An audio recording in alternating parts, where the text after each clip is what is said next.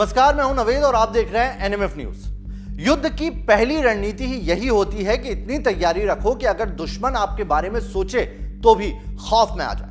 और युद्ध ना करना हो तो उसके लिए आपकी सेना को पूरी तैयारी करके रखनी होती है, ताकि अगर जरूरत पड़े तो हम न सिर्फ तैयार हों बल्कि विरोधियों पर और ज्यादा ताकतवर तरीके से हमला कर सके। इसीलिए हर देश अपनी सेना को वक्त वक्त पर नए हथियारों, नई तकनीक से अपग्रेड करते रहते हैं। भारतीय सेना भी इसी कदम में अब आगे बढ़ रही है और अब पहले से कहीं ज्यादा ताकतवर होने की दिशा में आगे कदम बढ़ा रही है। प्रधानमंत्री नरेंद्र मोदी ने तय कर लिया है कि भारतीय सेना को विश्व की सबसे ताकतवर और आधुनिक फौज बनाना है और इसके लिए भारतीय फौज 70,000 करोड़ से ज्यादा के हथियार खरीदने जा रही है। रक्षा मंत्रालय ने भारतीय फौज को 70,000 करोड़ के हथियार खरीदने की अनुमति दे दी है। सरकार ने मिलिट्री हार्डवेयर या फिर डिफेंस इक्विपमेंट से संबंधित यह सबसे बड़ा फैसला लिया है। इसके मुताबिक सेना के लिए 70,584 करोड़ के उपकरण खरीदे जाएंगे, यानी कि यह सेना के मॉडर्नाइजेशन के लिए सरकार की तरफ से उठाया गया एक बड़ा कदम है। यह फैसला डिफेंस एग्जीबिशन काउंसिल यानी कि डीएसी ने किया है। इसके chairman defence minister Rajnath Singh हैं। डीएसी की बैठक में भारतीय नौसेना के लिए 60 made in India UH marine helicopter, BrahMos supersonic cruise missile, भारतीय सेना के लिए 307 ATAGS होवित्जर तोप, 9 ALH ध्रुव हेलीकॉप्टर की खरीदी को मंजूरी दी गई है। यह फैसला इस लिहाज से भी महत्वपूर्ण है क्योंकि 3 साल में पूर्वी लद्दाख में मौजूद लाइन ऑफ एक्चुअल कंट्रोल यानी कि LAC पर चीन के साथ जो तनाव है उसमें काफी इजाफा हुआ है और यह माना जा रहा है कि आने वाले वक्त में चीन को मुंहतोड़ जवाब देने के लिए ही भारत की तरफ से एक बड़ा कदम उठाया गया है और इसके जरिए भारत अपनी तीनों मोर्चों की सेनाओं को मजबूती प्रदान करेगी।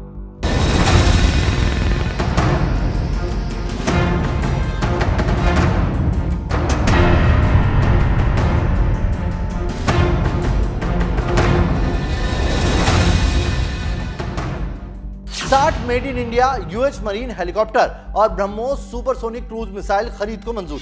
2022-23 के लिए अब तक कुल 2,71,538 करोड़ रुपए मंजूर किए जा चुके हैं। इसका 98.9% हिस्सा भारत में बने सामान खरीदने पर ही खर्च किया जाएगा, ऐसा फैसला लिया गया है। यह पैसा एक्सेप्टेंस ऑफ नेसेसिटी के तहत जारी होगा। यह एक स्पेशल प्रोग्राम है और इसका मकसद है भारत में बने उपकरण का हथियारों में शामिल करना है। भारतीय सेना में भारत में बने हथियारों और उपकरणों को शामिल करना इस पूरे प्रोजेक्ट का ही एक हिस्सा है। राजनाथ सिंह के ऑफिस की तरफ से सोशल मीडिया पर जानकारी देते हुए लिखा गया है कि इसमें न सिर्फ इंडियन मैन्युफैक्चरर्स को एक प्लेटफॉर्म पर लाया जाएगा बल्कि हम आत्मनिर्भर भारत का जो लक्ष्य है उसे भी पा सकेंगे। इससे न सिर्फ भारतीय सेना में भारतीय हथियारों की मौजूदगी बढ़ेगी बल्कि आने वाले वक्त में भारत डिफेंस सेक्टर में भी बड़ा निर्यातक होगा। सबसे बड़ा फायदा यह होगा कि डिफेंस सेक्टर में फॉरेन वेंडर्स पर डिपेंडेंसी जो है भारत की वो काफी हद तक कम की जा सकेगी। आत्मनिर्भर भारत ही इकलौता लक्ष्य। सेना के साथ ही भारतीय सीमा की सुरक्षा में लगे सुरक्षा बलों को भी इस अभियान के तहत आधुनिक भारत में बने सुरक्षा उपकरणों से लैस करने की योजना है, जिसके तहत इंडियन कोस्ट गार्ड के लिए 3,800 करोड़ रुपए से ज्यादा के 9 ध्रुव मार्क हेलीकॉप्टर्स का अधिग्रहण किया जाना है। कोस्ट गार्ड को दिया जाने वाला हेलीकॉप्टर नेवी के लिए खरीदे जा रहे यूएच मरीन हेलीकॉप्टर और ध्रुव हेलीकॉप्टर का ही एक नया वेरिएंट है जो 2025-26 तक समुद्री सीमाओं की निगरानी और अन्य जरूरतों के लिए तैयार हो जाएगा। रक्षा पर पैसे खर्च करने में भारत चीन से आगे।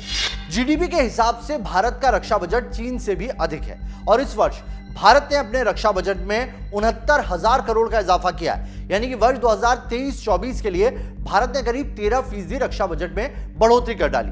भारत के कुल जीडीपी का यह करीब 3% है। वहीं चीन की बात करें तो चीन का रक्षा बजट भले ही $292 मिलियन है, लेकिन यह उसकी जीडीपी का महज 2% से भी कम बजट है। पूरा जोर भारतीय निर्माण पर। भारत सरकार देसी हथियारों पर जोर दे रही है। विदेशी कंपनियों से डिफेंस प्रोक्योरमेंट का खर्च 46% से घटकर 36% हो चुका है। इससे आयात का बोझ कम हुआ है।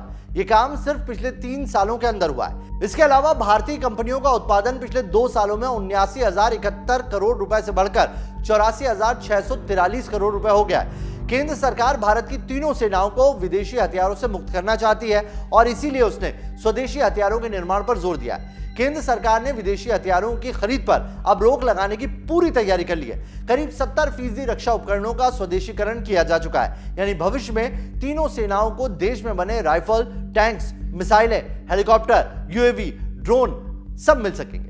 भारत सरकार चाहती है कि वो रक्षा उपकरणों के उत्पादन में आत्मनिर्भर बने। मेड इन इंडिया उत्पादों को बढ़ावा दिया जाए। इससे स्वदेशी हथियार और रक्षा उपकरण निर्माता कंपनियों को बढ़ावा मिलेगा, साथ ही उन्हें अपने उत्पादों को एक्सपोर्ट करने की भी छूट दी जाएगी। लोकसभा में 1 अप्रैल 2022 को एक सवाल के जवाब में बताया गया है कि केंद्र सरकार ने इस काम को 4 हिस्सों में बांटा है। रणनीति से हो रहा है मेक इन इंडिया पर काम। मैक 1 में 14 रक्षा उत्पाद होंगे। इनके नाम क्या है वो भी जान लीजिए।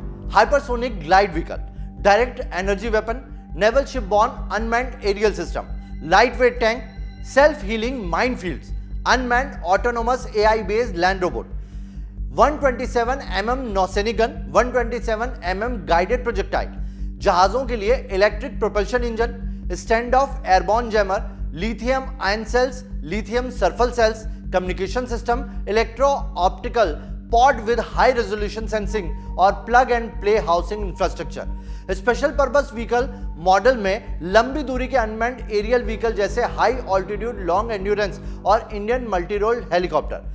IEDX के तहत निचली कक्षा में घूमने वाले सूडो सैटेलाइट। केंद्र सरकार रक्षा उपकरणों से जुड़े उद्योगों के लिए इंडस्ट्रियल लाइसेंसिंग प्रोसेस को आसान बनाने जा रही है, साथ ही ज्यादा समय के लिए लाइसेंस देने का प्रावधान करेगी। इनोवेशन फॉर डिफेंस एक्सीलेंस की शुरुआत की गई है ताकि स्टार्टअप और माइक्रो स्मॉल में मीडियम एंटरप्राइजेस को मौका मिल सके। सृजन पोर्टल की भी शुरुआत की गई ताकि MSME को इसके जरिए अपने उत्पादों का प्रदर्शन करने का मौका दिया जा सके।